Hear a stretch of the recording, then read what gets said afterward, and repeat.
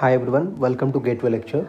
Today we'll be discussing a very excellent question. It involves a good concept, and that concept helps to solve you many questions regarding such, and also it helps you in the interview. Let us see the question. A component having a length of 1 meter was tensile loaded beyond the elastic limit. Okay, at a point when its length increased by 3 mm, it was experiencing a stress of 250 megapascal.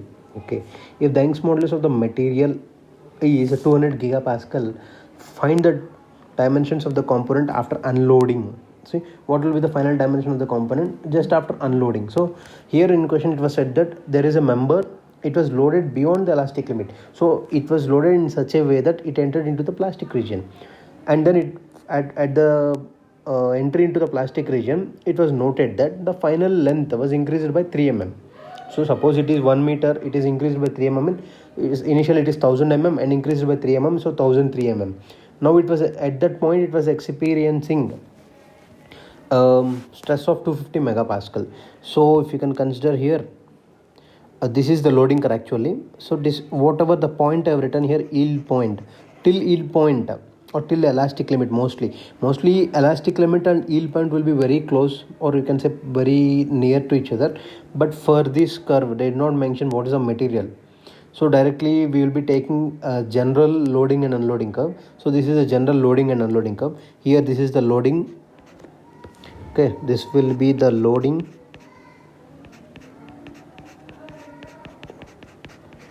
and this will be the unloading. Why this unloading curve is in this way, this also will explain here. This is unloading, right? 1 meter it was loaded till point A, so till yield point it will be in elastic limit, but after yield point it starts yielding is nothing but it enters the plastic deformation region. So at the yield point it was noted, till this loading condition it was noted that the stress value was equal to 250 megapascals. So this is 250 megapascals, and also strain was also experienced. This is on the strain axis, let this strain be EOB and let this strain be EBC. Now we'll discuss a little concept regarding this, and this comes under a concept of elastic recovery and permanent set. This is very important for interview point of view, and also more number of gate questions can be asked logically from this. Many students will be having a confusion how to solve this loading and unloading conditions. Let's go through the concept of elastic recovery and permanent set. Suppose there is a member, and when it is loaded with the force F, initially its length was L. So suppose the member to be mild steel. Here I have taken the mild steel curve. So suppose the member to be mild steel. Here I have taken the mild steel curve, right? For mild steel curve, the stress strain curve will be in this way. 0 O is the origin, from there it starts. O to A is the linear variation of stress with strain. So here Hooke's law is valid. Here Hooke's law is valid. And at A it is called elastic limit, and B is called upper yield point. So A is elastic limit. In between A and B there will be something called proportionality. Okay, but mostly proportionality and proportional limit and elastic limit will be very close to each other, no need to matter for here. And B will be the upper yield point and C will be the lower yield point. What is meant by upper yield point? What does it mean by lower yield point? We will be dealing in the concepts. So while we will be discussing the concept of stress strain curve, then we will know clearly. We'll go in depth molecular level of what does they mean, upper yield point, lower yield point. But for now we'll just go through this question. A is the elastic limit, B is the upper yield point, C is the lower yield point, and D is called the ultimate point, and E is the failure point. Or E can also be called as a failure point or fracture point, anything.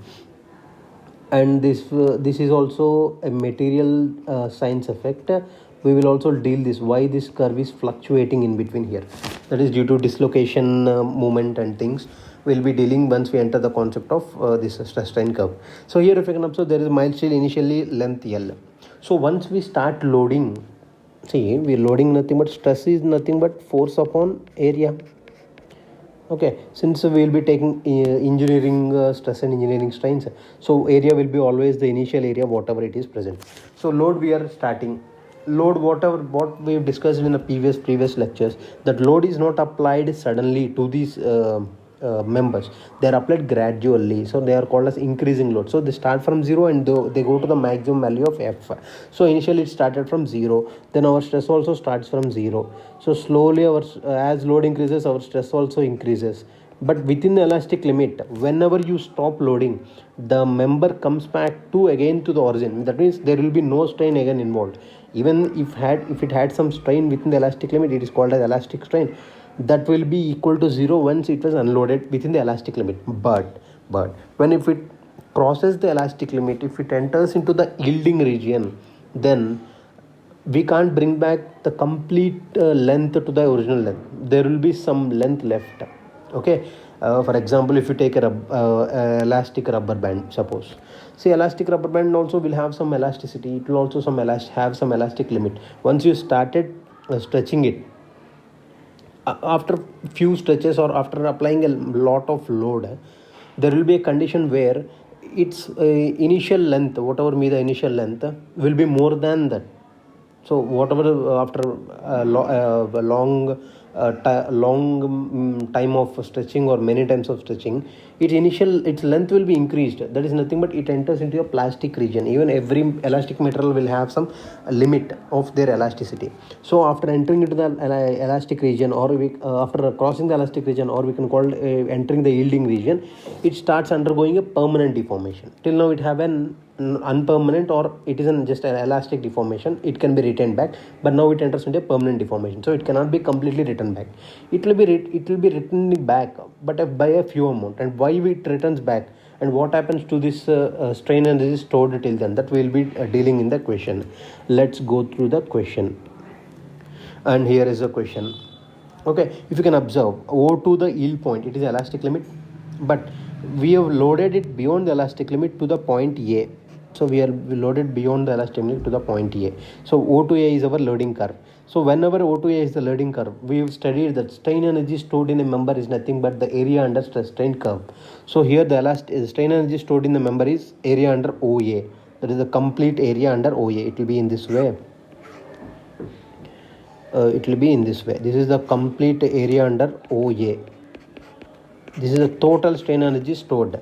But after unloading, when it is unloaded, the main important thing to note is when any material is being under loading and when it is unloaded, it traces the same parallel path to the elastic limit. So whatever the path it followed in the elastic limit, the same path it will travel parallelly, but it will not travel back in the same path because there is a permanent deformation. So it will not trace the loading curve. It will actually have a new curve, but the new curve will be parallel to the elastic curve. Okay, so the slope will be same. So here loading curve slope is theta, and unloading curve slope also will be theta, right? So unloading curve AB. But after unloading, if you can observe, the curve is in this way. There is some elastic energy being, this is called, this amount of elastic energy cannot be recovered. This amount is not recovered, but this amount is recovered and it came back to the state. So finally this amount, whatever is left here, this is called as elastic recovery. This is called as elastic recovery, or also here also we can see this is called as elastic recovery of strain. But there is some part left which is unrecovered, which is permanent deformation, which is the permanent loss in the strain energy. That is called as permanent set. That is called as permanent set. What happens to this strain energy? See, initially we have loaded to O to A, and here we are in this state. Here we have a total strain energy, let's say E total.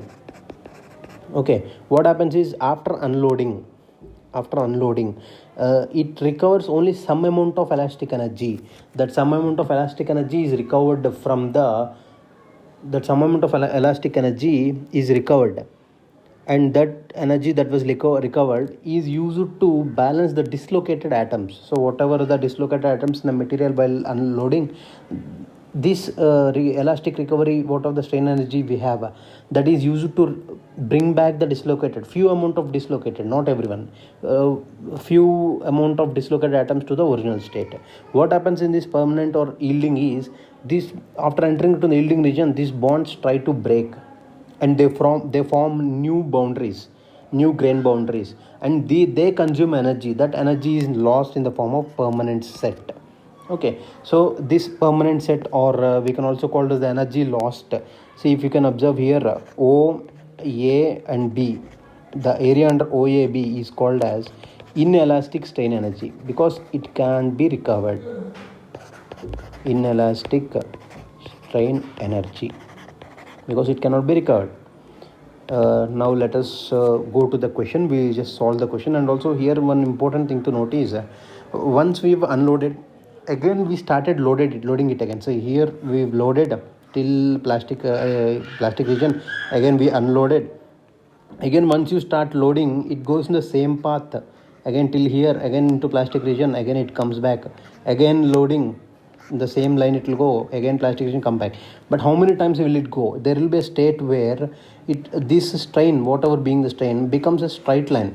Their stress will be constant but strain will be increasing. Stress will be constant but strain will be increasing. That is called as yield plateau. Till yield plateau we can load and unload the member, but once the yield plateau is reached, even if you remove the load, the member will not come back to member will have no elastic recovery. It will have completely permanent set itself. So let us solve this question. Here we need to note few things. Here L initial, length initial is nothing but 1000 mm, and length final before unloading is 1003 mm, because it is said in question that 3 mm length was increased finally. So it is just before unloading. Now we started unloading. After unloading, it will reach to a point B. Then let the length be LF dash. So we'll calculate how we can do with these things. Okay, for that here we'll do the calculation. There are two methods to solve this question. We can discuss either method. Both the methods will be actually the same.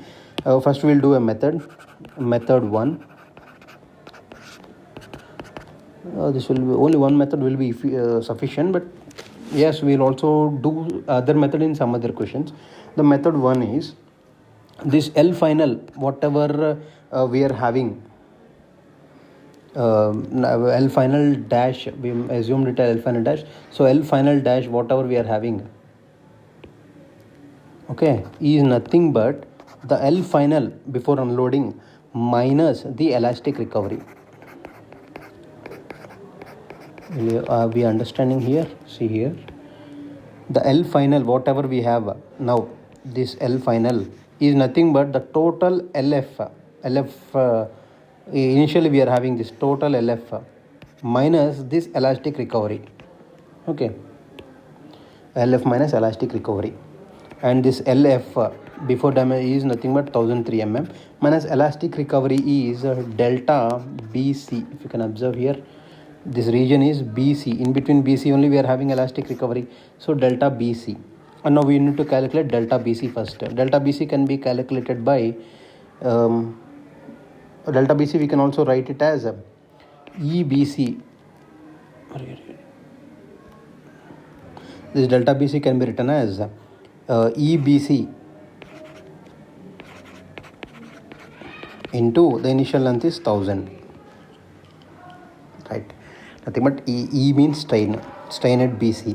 Always strain is what is the meaning of strain? Change in length upon initial length. This change in length is in between BC region and the initial length is L initial. From that we'll get, and E is in BC. From that we'll get delta BC as EBC into initial length is 1000 mm. Okay, now we need to calculate EBC. Right. EBC will use one method called slope method of Hooke's law. Slope method of Hooke's law. What is this slope method of Hooke's law? If you can observe the triangle here, ABC triangle, the same triangle will draw here. Right, this is A and this is B and this is C. See here it is theta. The theta is nothing but slope we can get. So here if you apply Hooke's law, E is equal to stress, and the stress value here is, if you can take the curve, it is stress value is 250 megapascals, and the strain in between EBC. So the stress is 250 upon the strain is EBC. this is EBC, and the stress value, this is the stress value, that is equal to 250 megapascals. Right, from that we'll get EBC is equal to 250 megapascals upon the value of Young's modulus is given as 200 gigapascals, so it is 200 into 10 power 3 megapascals. From that we'll get the value of EBC, and the EBC value is equal to 0.00125. After getting EBC, it is very easy to calculate delta BC. Delta BC is equal to EBC into 1000, and EBC value is 0.00125 into 1000, that is equal to 1.25 mm, that is delta BC. From that finally LF dash is equal to 1003 minus delta BC is 1.25, and the LF dash value will be finally 1001.75 mm. This is the answer. There is also another method. That method is similar to this, but we'll also discuss the other method, but numerical part you can solve that. And the method 2 is, we've taken LF dash is equal to LF minus delta BC. We can also do it as LF dash is equal to L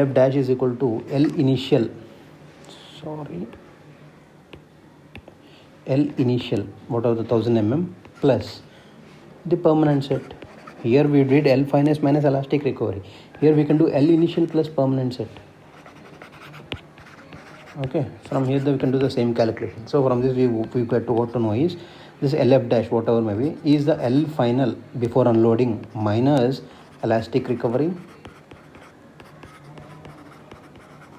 and that is equal to L initial just before loading plus permanent set. Both were same. You can see, observe from the graph. And thank you for watching this. Stay updated, stay safe. We'll be doing more such important good conceptual questions. Thank you.